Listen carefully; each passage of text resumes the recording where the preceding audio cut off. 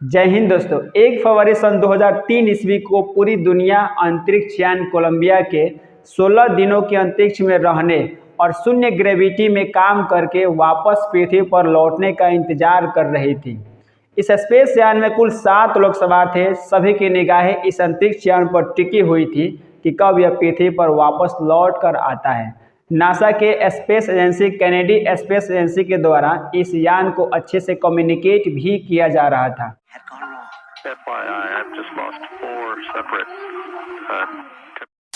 अब तक सब कुछ ठीक चल रहा था, लेकिन अचानक इस स्पेस यान की इलेक्ट्रिक सप्लाई बंद हो जाती है। नासा के स्पेस एजेंसी से इनका कम्युनिकेशन लिंक भी टूट जाता है। अब स्पेस एजेंसी के द्वारा पुनः इनसे लिंक साधने की कोशिश की जाती है, लेकिन सफलता हाथ नहीं आती है। अब समझ नहीं आ रहा था कि क्या करे। तभी अचानक कुछ लोगों को अंतरिक्ष में कुछ ऐसा गिरता हुआ दिखाई दिया। एक बड़ी सी रोशनी की तरह कुछ तो था जो नीचे पृथ्वी की ओर गिर रहा था। ऐसा लग रहा था कि कोई उल्का पिंड हो। पृथ्वी के निकट आते आते यह कई टुकड़ों में बट गया। लोग देखकर आश्चर्य थे कि ऐसा क्या है जो एक तेज रोशनी होकर और छोटे से टुकड़ों में बट कर के जगह जगह गिर रहा है। इस स्पेस यान में सवार कुल 7 लोगों की अचानक मौत हो जाती है। इनके शरीर के टुकड़े अंतरिक्ष यान के साथ टेक्सास शहर पर बरसने लगे।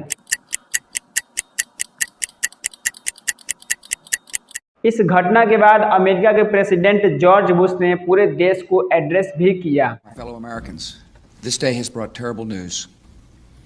At 9 o'clock this morning, lost contact with our space shuttle Columbia.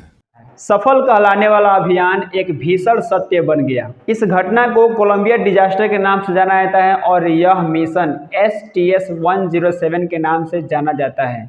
STS यहाँ पे शॉर्ट नाम है, जिसका पूरा नाम स्पेस ट्रांसपोर्टेशन सिस्टम होता है।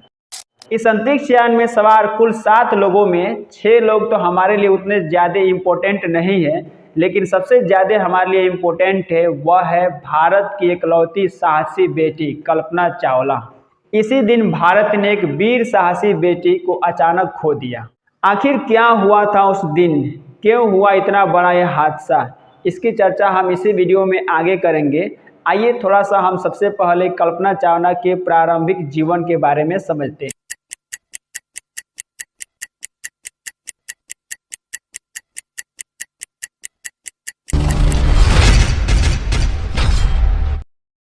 कल्पना चावला का जन्म 17 मार्च 1962 ईस्वी में हरियाणा के करनाल में हुआ था। इनके पिता का नाम श्री बनारसी लाल चावला और माता का नाम संजयोति देवी था। ये 3 भाइयों में केवल एक अकेली बहन थी और बचपन में सभी इन्हें मोन्टू के नाम से पुकारते थे। कल्पना चावला ने अपना नाम खुद कल्पना चावला रखा, जिसका अर्थ होता है टू इमेजिंग, यानी इमेजिंग करना, कल्पना करना। अब यहाँ पर एक चीज़ गौर करने वाली बात यह है कि कल्पना चावला का जन्म उस समय हुआ था, यानी 1962 ईस्वी में, जब हमारे समाज में लड़कियों के एजुकेशन पर उतनी ज़्यादा ध्यान नहीं दी जाती थी। लोग अपने लड़कियों को कहीं दूर पढ़ने के लिए भेजा भी नहीं करते थे। आज भी हमारे समाज में बहुत जगह एग्जाम्पल देखने को मिल जाएगा कि लोग लड़कियों के एजुकेशन पर उतने ज़्यादा ध्यान नहीं देते हैं। हालांकि अब समय बदल चुका है, अब ऐसा देखने को बहुत कम ही मिलता है। तो यहाँ पर गौर करने वाली बात यह है कि कल्पना चावला का जन्म एक ऐसे समय में हुआ था कि उस समय जो है ना, इनके लिए समाज से लड़ करके निकलना, कहीं दूर जाके पढ़ाई करना और इतने बड़ी रिसर्च सेंटर, नासा जैसे रिसर्च सेंटर में काम करना एक बहुत बड़ी उपलब्धि थी। इनकी प्रारंभिक पढ़ाई टैगोर बाल निकेतन में होती है और जब कल्पना ने 8वीं कक्षा में पहुंचा तब इन्होंने इंजीनियर बनने का इच्छा को प्रकट किया। इनके मां ने इनके भावनाओं को समझा और इनका साथ भी दिया, लेकिन इनके पिता बनारसी लाल चावला इन्हें शिक्षक या डॉक्टर बनाना चाहते थे। अब कल्पना चावला ने पंजाब के इंजीनियरिंग कॉलेज से एरोनॉटिकल इंजीनियरिंग की डिग्री प्राप्त करती हैं और उसके बाद 1986 ईस्वी में ये अपनी आगे की पढ़ाई के लिए हायर एजुकेशन के लिए अमेरिका चली जाती है।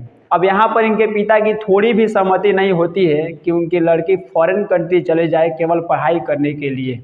अब यहाँ पर अमेरिका में ये टेक्सास यूनिवर्सिटी से अपनी PhD की डिग्री को प्राप्त करती है और उसके बाद कोलोराडो यूनिवर्सिटी से इन्होंने एरोस्पेस इंजीनियरिंग में डॉक्टरेट की उपाधि भी प्राप्त कर ली।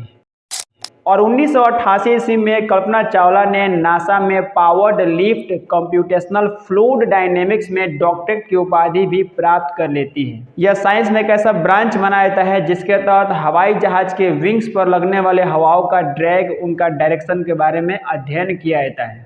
और 1991 ईस्वी में इन्हें अमेरिका की नागरिकता भी मिल जाती है और फाइनली 1994 ईस्वी में इन्हें पहली अंतरिक्ष यात्रा के लिए चुना जाता है। 1997 ईस्वी में कल्पना चावला अंतरिक्ष में जाने वाली पहली भारतीय मूल महिला बनी और 1997 के अंतरिक्ष मिशन में कल्पना चावला STS-87 मिशन का एक हिस्सा बनकर पृथ्वी की लगभग 252 परिक्रमा करके वापस चली आती है।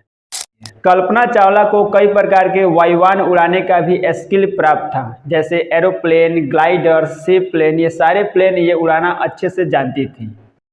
16 जनवरी सन 2003 ईस्वी में कोलंबिया स्पेस शटल अंतरिक्ष में जाने के लिए कनाडाई स्पेस एजेंसी के द्वारा सुबह में रवाना किया जाता है।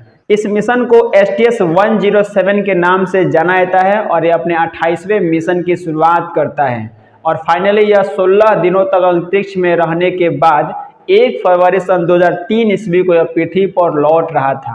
तभी यह घटना अंजाम होती है। अब आप सोच रहे होंगे कि सब कुछ ठीक ही चल रहा है, तो ऐसा क्या हो गया था जिसके वजह से इतना बड़ा इतिहास में लंबा डिजास्टर के नाम से जाना जाता है।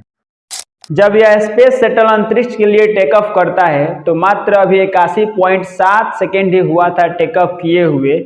उस समय अभी इसकी पृथ्वी से दूरी बताई जाती है 65,600 फीट और इसकी स्पीड एस्टिमेट की जाती है 1650 मील पर आवर। तभी अचानक इसके फ्यूल टैंक से एक फोम का टुकड़ा टूटकर इसके लेफ्ट विंग से जाकर टकराता है।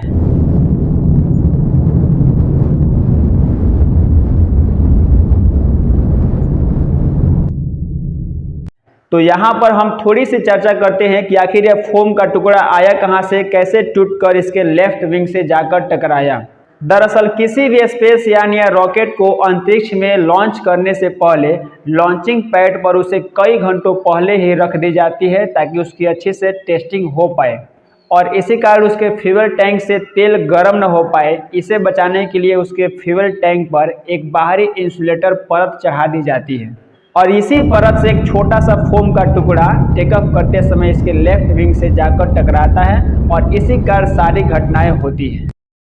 अब आप सोच रहे होंगे कि इतनी बड़ी हादसा एक छोटे से फोम के टुकड़े से कैसे हो सकती है।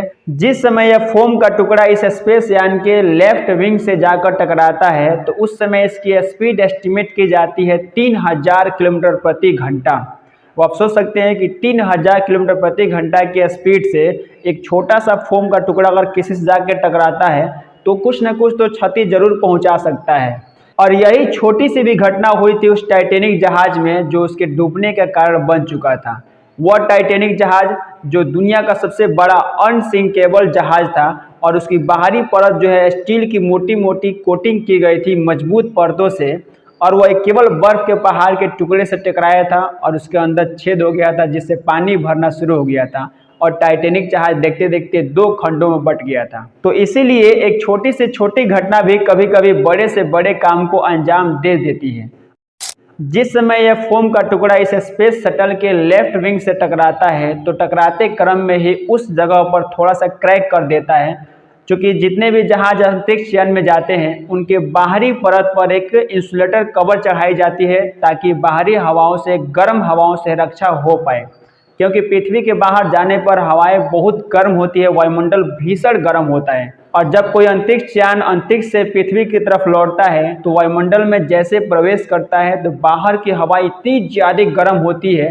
एक छोटा सा उल्कापिंड जब ऊपर से गिरता है पृथ्वी की ओर तो हवाओं में जैसे ही वो वायुमंडल में ये प्रवेश करता है तो इसके हवा के ड्रैग से ही उसमें अंदर आग पैदा हो जाती है और वह उल्कापिंड जलना शुरू कर देता है। तो सोच सकते हैं कि वायुमंडल में कितनी गर्म हवाएं होती होगी जब कोई चीज ऊपर से पृथ्वी की तरफ गिरता होगा। और यही एक छोटा सा हुआ क्रैक आगे चलकर एक बड़े से घटना का कारण बन गया। सब कुछ अभी ठीक चल रहा था और यह स्पेस शटल अंतरिक्ष में 16 दिनों तक रहकर वहां पर शून्य ग्रेविटी में काम करके और वापस लौट ही रहा था।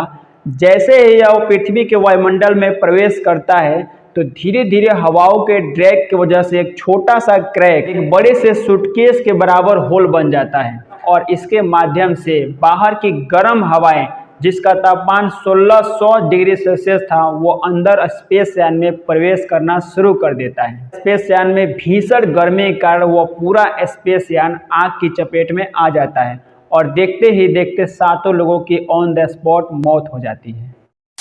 अब ऐसा नहीं है कि यह फोम स्ट्राइक एक पहली घटना थी। दरअसल जितने भी स्पेस यान या रॉकेट को अंतरिक्ष में लॉन्च किया जाता है तो उनके फ्यूल टैंक पर यह हमेशा फोम का टुकड़ा मानव निर्मित ही चढ़ाया जाता है, जिससे कि तेल गर्म होने से बच जाए। और जब कोई स्पेस यान या रॉकेट अंतरिक्ष के लिए टेकअप करता है तो यह फोम स्ट्राइक यानी फोम का टुकड़ा टूट करके गिरना ये आम घटना थी। और नासा के space agency Kennedy space agency को इस फोम स्ट्राइक के बारे में एक दिन बाद में पता चला